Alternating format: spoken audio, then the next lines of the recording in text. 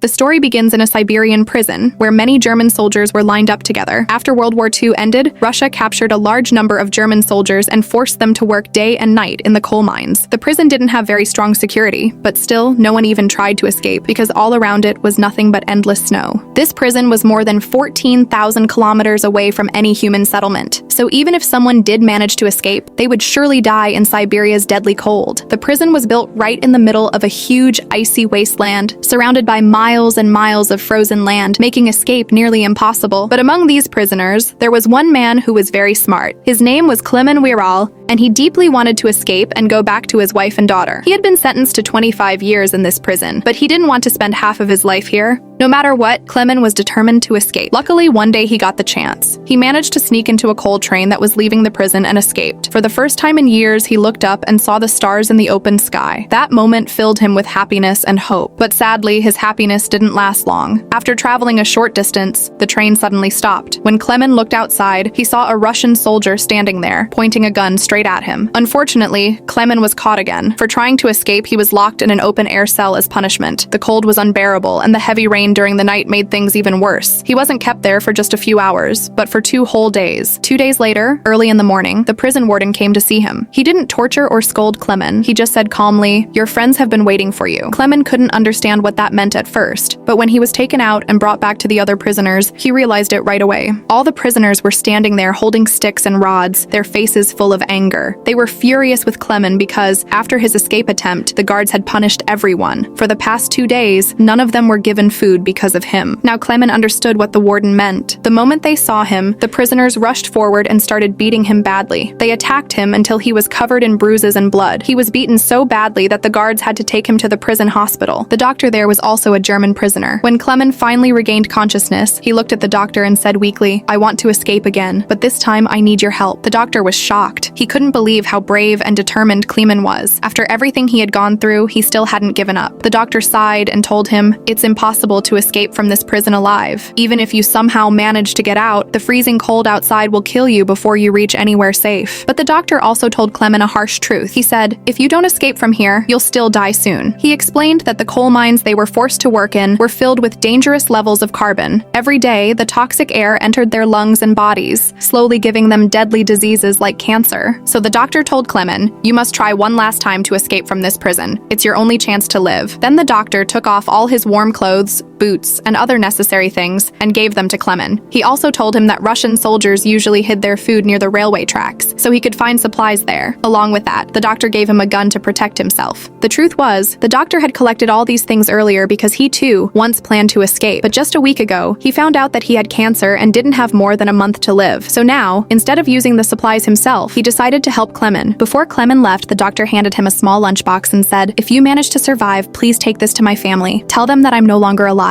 Once again, in the dark of night, Klemen escaped. But this time, instead of hiding in a train, he decided to travel on foot. He kept walking all night long, and even after sunrise, he didn't stop because he was scared that Russian soldiers might be following him. The next morning, when the warden found out that Klemen had escaped again, he immediately went to question the doctor. But when he reached the doctor's room, it was too late. The doctor had taken his own life. He knew that once the warden found out about Klemen's escape, he would torture him to death. After that, the warden sent several Russian soldiers to search for Klemen and ordered them to bring him back alive. But even after many days of searching, there was no trace of him anywhere. Klemen was lucky though. It had started snowing heavily, and the snowfall was slowly covering his footprints. This made it almost impossible for the soldiers to track him down. Everyone in the prison started to believe that Klemen must have frozen to death in the snow, but the warden refused to believe it. He knew that Klemen was strong and clever, the kind of man who wouldn't give up so easily, so he ordered the search to continue. Meanwhile, Klemen was still moving forward through the freezing storm, full of determination to survive. 9 days had passed since he escaped. Suddenly, he heard dogs barking somewhere in the distance. When he turned around, he saw a sled coming toward him. Before he could react or run away, the sled came right up to him and passed by. And then suddenly his eyes opened. It was just a dream. Klemen had only been imagining it. In reality, he had been walking for 9 long days through the snow. His food was finished, and the hunger and exhaustion were breaking him down. Still, he didn't stop. He kept moving, step by step, trying to stay alive. After a few more days, his body couldn't take it anymore. Weak and starving, he collapsed in the snow and fainted. Hours later, when he finally opened his eyes, he heard a strange noise nearby. He slowly turned his head, and to his surprise, he saw a seal resting near a hole in the ice.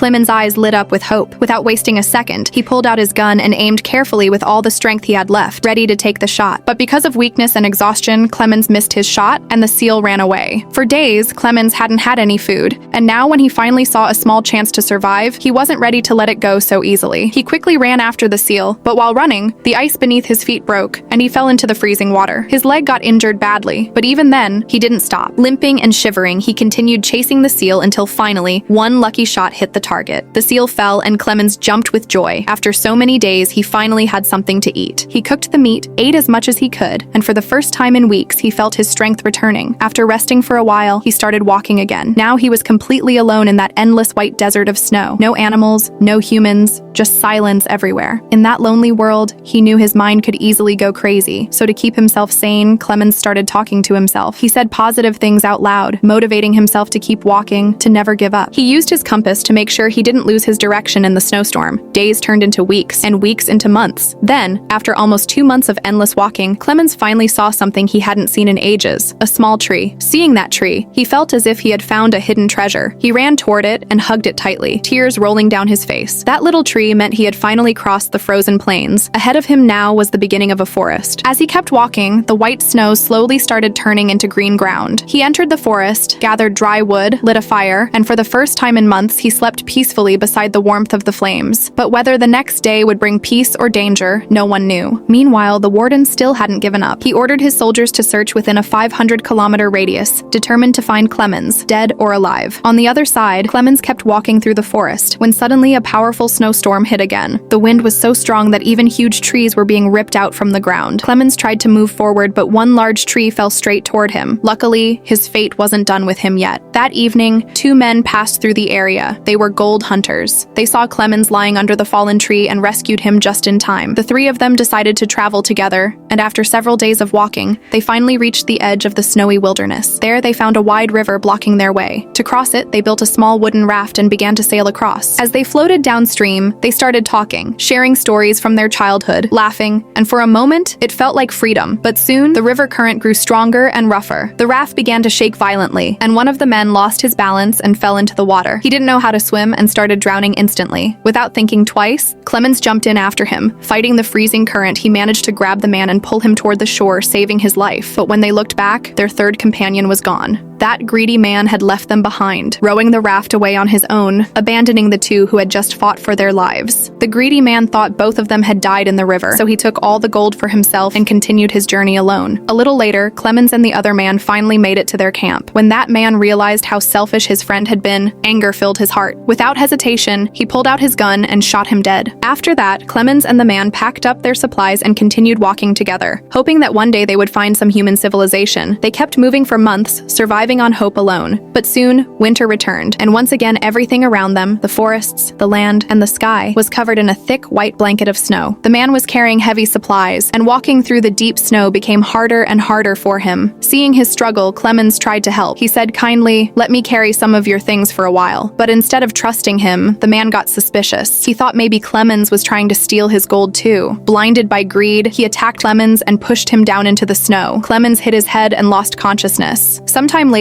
when Clemens opened his eyes, he saw a terrifying sight. A whole pack of wolves was coming straight toward him. Terrified, he tried to climb up a nearby tree to save himself. But as he climbed, one of the wolves grabbed his leg and bit down hard. He somehow kicked it away and kept climbing, but the tree was old and weak. It cracked in the middle and fell, sending Clemens crashing to the ground. He was sure this was the end. His death was certain. But just then, gunshots echoed through the forest. Clemens slowly opened his eyes and saw that several wolves had been shot dead, and the rest had run away. A group of hunters had arrived just in time to save his life. The hunters took Clemens back to their village, where the villagers gave him medical care and helped him recover. After years of struggle, Clemens had finally made it back to human civilization. Seeing people again filled him with pure joy. He stayed in the village for several days, and the villagers treated him with kindness and respect. One day, a letter arrived in the village. It was from none other than the warden himself. The letter said that a German soldier had escaped from a Russian prison, and anyone found helping him would be considered a traitor. After reading that, Clemens realized he couldn't stay there any longer. If he did, the villagers would be punished for helping him. Before he left, the villagers packed food and supplies for him and even gave him a loyal hunting dog to keep him company. For the first time in a long while, Clemens didn't feel lonely anymore. He had a faithful friend by his side. The two of them walked together for days. Eventually, they came across a wooden factory, and the dog, smelling food, ran inside. Clemens followed him to bring him back. Inside, the factory workers recognized him as the escaped German prisoner and immediately took him to the factory owner. Clemens told the owner everything about the prison, the escape, the endless snow, and his long journey to survive. Hearing his story, the owner felt pity for him. He offered him food and arranged for him to board a train heading toward Germany. Clemens was overjoyed. After all these years, he was finally on his way home. But what he didn't know was that the factory owner had already informed the warden about him. Now, the warden and his soldiers were waiting for Clemens at the train station. As the train neared the station, Clemens saw the Russian soldiers standing there. Realizing the trap, he quickly jumped off the moving train and started running as fast as he could. But his bad luck struck again. The soldiers spotted him and began chasing. Clemens ran across the railway tracks trying to escape, when suddenly, out of nowhere, the warden appeared right in front of him. When Clemens saw the warden standing right in front of him, his heart sank. He thought that all his years of struggle had gone to waste. Before the warden could arrest him, Clemens's loyal dog suddenly jumped and attacked the warden, biting his arm hard. That gave Clemens another chance to escape. Without wasting a second, he ran with all his strength. But just as he was running, he heard a gunshot echo through the air. He turned around and saw his dog lying still on the ground. The warden had shot him. Clemens froze for a moment, his eyes filled with pain and sadness. His only companion, his brave friend, was gone. But even through the grief, Clemens didn't stop. He took a deep breath, wiped his tears, and kept running with everything he had left. He climbed up a bridge and jumped onto a moving train passing below. Once again, he escaped from the warden's grasp by the skin of his teeth. Days turned into weeks, weeks into months, and Clemens slowly kept moving forward on his long journey to freedom. By the time the year 1952 arrived, Clemens had already covered thousands of kilometers on foot. He was tired, hungry, and worn out, but he refused to give up. One day, while walking through a small town, he came across a fair. There, he saw two young girls selling pancakes. Clemens stood for a while watching them. The smell of fresh pancakes made his mouth water, but he had no money at all, not even a single coin. Sadly, he turned to leave. But one of the girls noticed him. Her heart melted when she saw his tired face and torn clothes. She broke a piece of pancake and handed it to him with a gentle smile. At first, Clemens hesitated, then thanked her quietly and ate it. It was the first real food he'd had in days. A Jewish man at the fair saw this whole scene. He followed Clemens quietly as Clemens walked into a nearby church. Inside, Clemens sat silently, lost in his thoughts. The man came in after him and spoke softly. It turned out that this man was once a prisoner too. He knew exactly what Clemens had gone through. Instead of handing him over to the police, he decided to help him. He took Clemens home, gave him warm food, clean clothes, and for the first time in years, Clemens shaved and looked at his reflection in the mirror. He finally saw himself again. The man then gave him a new passport so he could safely cross the Russian border and enter Germany. Clemens was deeply moved by his kindness. Before leaving, he thanked him sincerely and continued his journey toward the Russian-German border. Weeks later, he finally reached the border. His heart was pounding as he handed his passport to the Russian soldier standing guard. He was terrified that the soldier might recognize him or notice the fake passport, but by pure luck, nothing happened. The soldier stamped the passport and allowed him to pass. Clemens couldn't believe it. A wide smile spread across his face. After all these years, he was finally free. He walked onto the bridge that separated Russia and Germany. Just a few more steps, and he would be home. But when he reached halfway across the bridge, a bright light suddenly flashed in his eyes. He looked up and saw the warden standing there. Clemens froze. He turned around and realized he was still standing on the Russian side of the bridge, which meant the warden still had the right to arrest him. His heart shattered. It felt like all his years of suffering and courage were about to be destroyed in an instant. But then, something completely unexpected happened. The warden looked at Clemens silently for a moment and then stepped aside. Clemens stood there in shock. The warden nodded slightly, signaling him to go. Still unsure, Clemens slowly walked forward, crossing the bridge step by step until he reached German soil. The warden didn't follow. He simply watched as Clemens disappeared into the distance. Deep down, the warden was moved. He had seen Clemens's incredible will to live, his bravery, and his unbreakable spirit, and for that, he let him go. Clemens finally walked into his homeland, free at last. After years of pain, loneliness, and struggle, he had done the impossible. He had survived. Then the warden looked at him and said, "This fight was only between two soldiers, you and me, and you've won." He smiled and added, "Go now, live your life." Finally, Clemens crossed the border and reached his homeland, Germany. After so many struggles, he was finally back home. As he walked through familiar streets, he came close to his old house. There, he saw his wife and daughter. After a while, they both left the house to go to church, and Clemens quietly followed them. Inside the church, he stood silently, watching them from a distance. His daughter still hadn't heard his voice, but deep down she always believed her father would return one day. When she turned around and saw him standing there, she froze for a second, and then tears filled her eyes. Without thinking, she ran to him and hugged him tightly. After so many long years, her father had finally come back. Seeing him him alive, his wife couldn't hold back her emotions. Her happiness was beyond words. And with that, our today's video comes to an end. If you enjoyed it, make sure to give it a like and subscribe to the channel. We'll see you in the next video.